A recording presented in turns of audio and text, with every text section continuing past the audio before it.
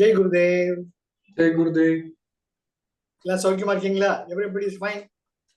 Good, sir. Good. That's it.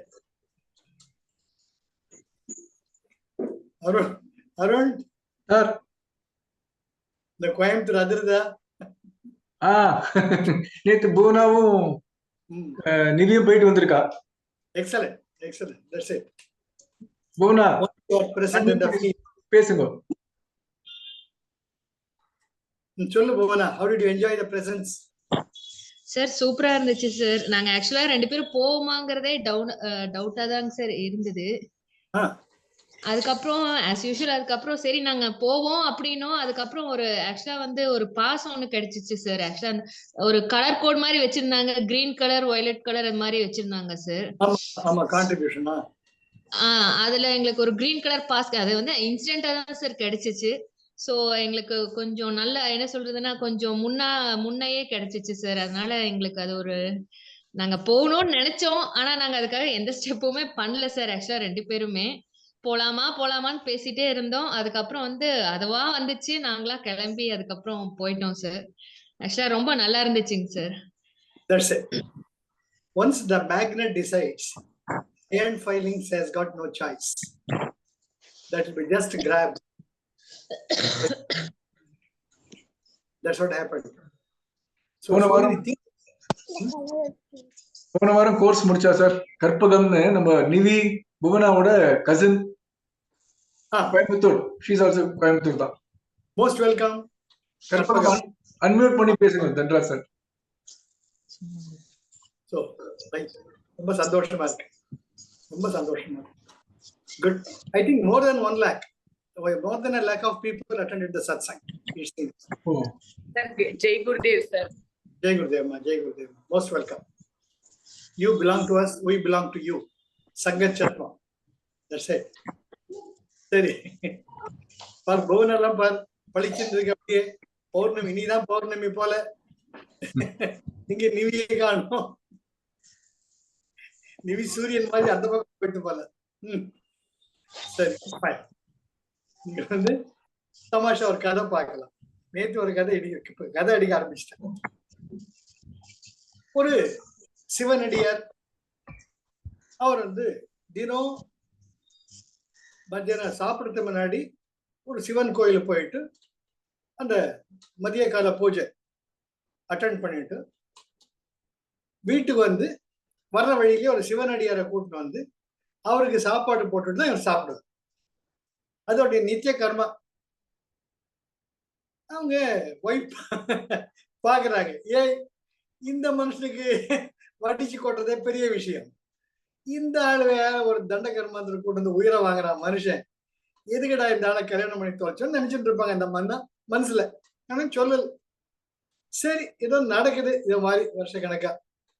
அவங்க யோசிக்கிறாங்க, இது மாதிரி எல்லாம் தினம் வடிச்சு கொட்ட முடியாது, என்னால ஏதாச்சும் ஒரு வழி பண்ணணும் அப்படின்ட்டு நினைக்கிறேன். இது என்னடா பண்ணலாம்?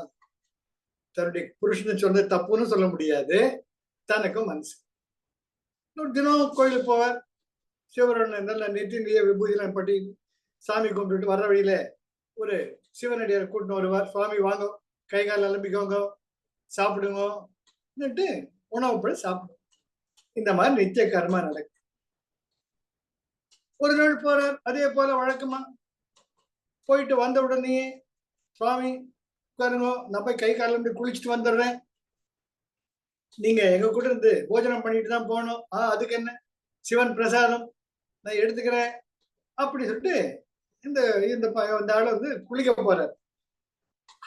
அவங்க ஒய்ஃப் வழிய வந்து திண்ண பக்கத்துல ஒரு கோலம் போடுறாங்க, சின்ன கோலம் போட்டு ஒரு பாக்குறாரு. ஆஹா என்ன வரவேற்பு பாத்தியா, கோலம் எல்லாம் போட்டு வரவேற்கிறாங்க. அப்புறம் வீட்டுல இருந்து ஒரு பெரிய உலக்கை கொண்டாந்து அந்த கோலத்து நடுவில் வச்சு செவத்து மேல சாய வைக்கிறாங்க. ஒரு புரியல, இது என்னடா இது புது வழக்கமா இருக்குது, இது என்ன தெரிஞ்சது, என்ன சாங்கியம், இது என்ன ஒரு ஆச்சார அனுஷ்டானம் அப்படின்ட்டு, என்னம்மா இந்த உலக்கைக்கு நல்ல கோலம் எல்லாம் போட்டு வச்சிருக்கிறியே, இன்னைக்கு எதனா முக்கியத்துவம் இருக்கா? இன்னைக்கும் இல்லைங்க, தினம் இதான் முக்கியத்துவம் தான். என்ன முக்கியத்துவமா இதுக்கு என்ன இம்பார்ட்டன்ஸ் அப்படின்னு சொல்லி, ஐயோ உனக்கு சொல்லலைங்களா? அவரு என்ன சொல்லணும்? ஐயோ உனக்கு தெரியாதா? தெரியாத. தினம் சிவனடியாரை கூட்டின்னு வருவாரு.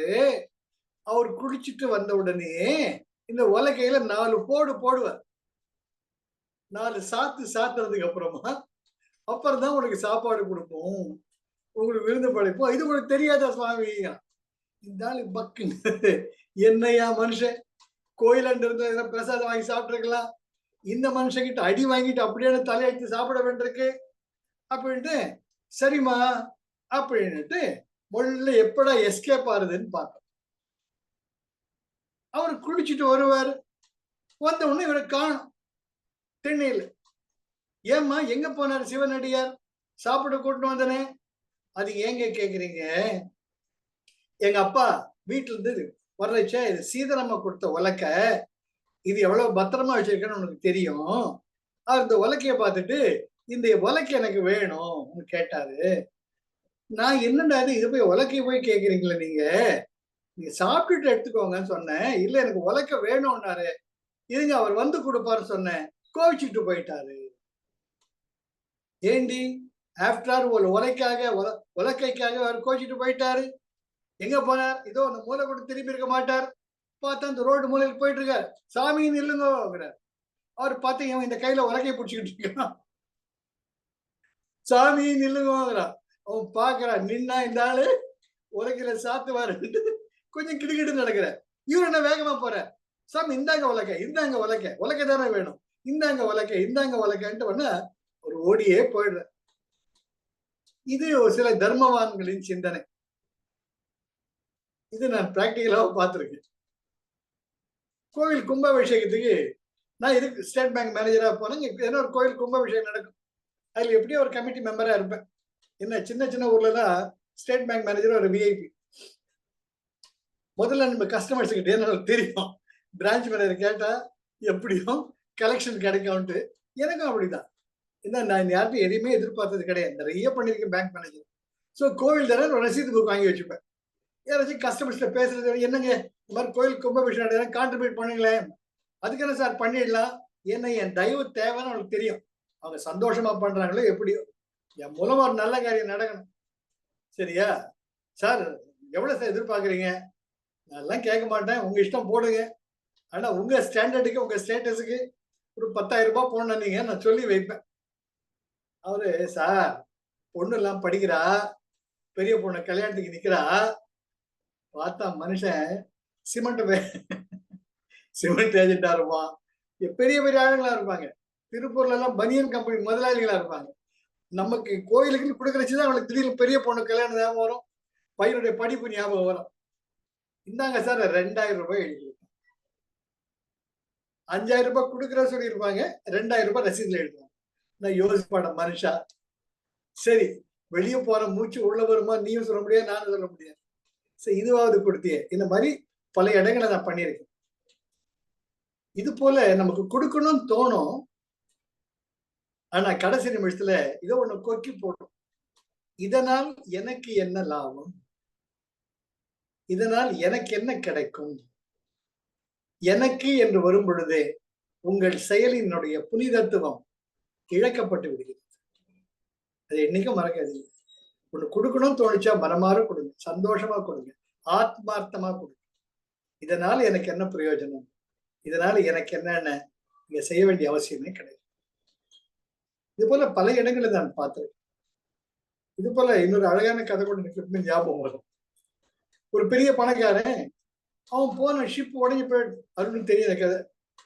எல்லாம் அப்படியே ஷிப் பிரேக் ஆகிட்டு எல்லாருமே கையில கடிச்சு பிடிச்சிட்டு தொங்கிக்கிட்டு இருக்கிறாங்க. அப்போ இவன் தனியா இருக்கா, அவங்க அடிச்சுட்டு போயிட்டாங்க. தூரத்துல ஒரு படகு தெரியுது. என் கையை காட்டுறான், கையாட்டுறான். அந்த மீனவன் வந்து நேரா படகு வந்து ஏற்றி உட்கார வச்சிருப்பான். இல்லையாப்பா, நடுக்கடல இருக்கான், எப்படியாவது அந்த கரை சேர்த்துரு, என் சொத்து மொத்தத்தையும் உனக்கே எழுதி கொடுத்து விடுறேன், எனக்கு உசுறு தான் முக்கியம்.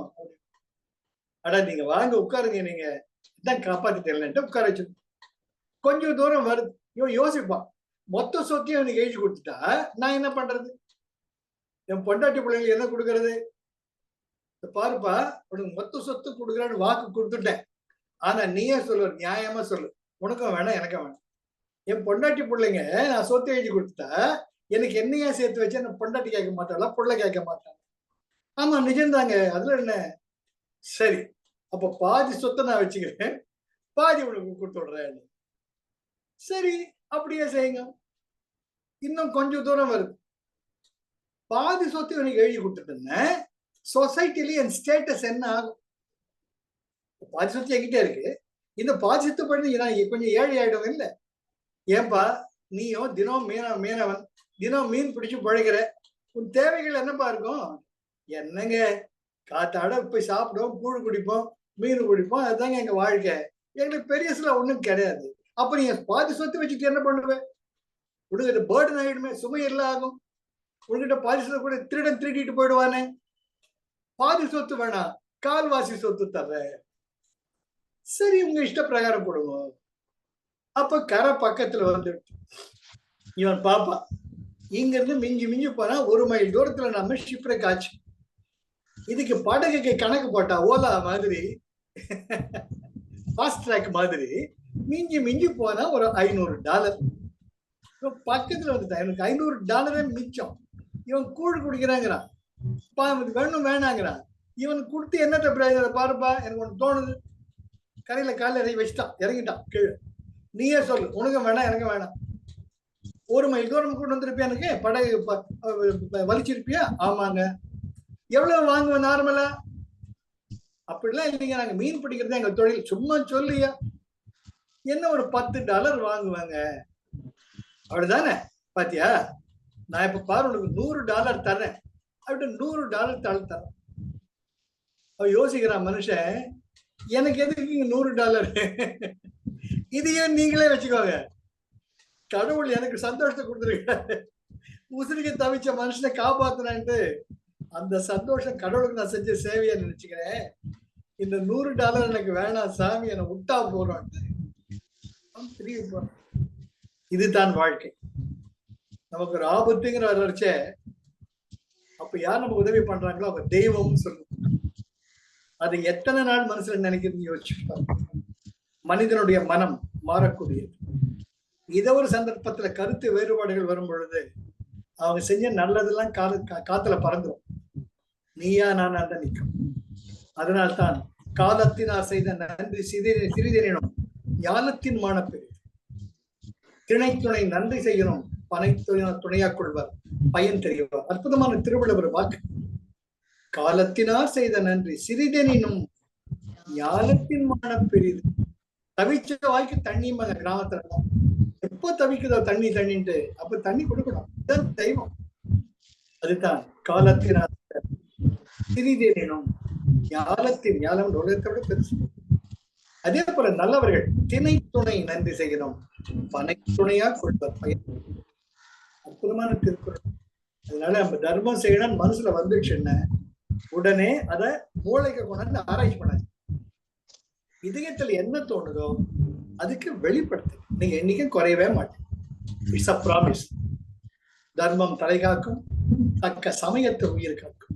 கூட இருந்தே குழி பறித்தாலும் கொடுத்தது காத்து நிற்கும், செய்த தர்மம் தலை காக்கும். அள்ளி கொடுத்து வாழ்பவர் நெஞ்சம் ஆனந்த பூந்தோம். வாழ்வில் நல்லவர் என்றும் கெடுவதில்லை, இது 4 மறைத்து. இது ரொம்ப ரொம்ப முக்கியம். எப்பவுமே மனசுல வச்சுக்கோங்க. மலை போலே வரும் துயர் யாவும் பனி போல் நீங்கி விடும். நம்மை வாழ விடாதவர் வந்து நம் வாசலில் வணங்கிட வைத்து விடும். அற்புதமான கண்ணதாசனின் வரிகள், மறக்கவே மறக்காது. ஒன்றென்றிரு தெய்வம் ஒன்றென்றிரு, உயர் செல்வம் எல்லாம் அன்றிரு மனமே உனக்கு உபதேசம். பட்டினத்தார். பசித்தோர் முகம் பார், நல் அறமும் நட்பும் நன்றென்று நடு நீங்காமலே நமக்கு இட்டபடி என்றே. நாட்டம் என்றே இரு சர்க்குரு பாதத்தை நம்பு, பொம்ம நாட்டம் என்றே இரு கொல்லா உடலை, அடர்ந்த சந்தை கூட்டம் என்றே இரு சுற்றத்தை, வாழ்வை குடம்க வேண்டிய ஓட்டம் என்றே நெஞ்சே உனக்கு உபதேசம். அதனால எப்பவுமே நல்லது பண்ணிட்டே போங்க, திருப்பி வந்து எதிர்பார்க்க. 2 கதைதான். அது நல்லா இருக்கா?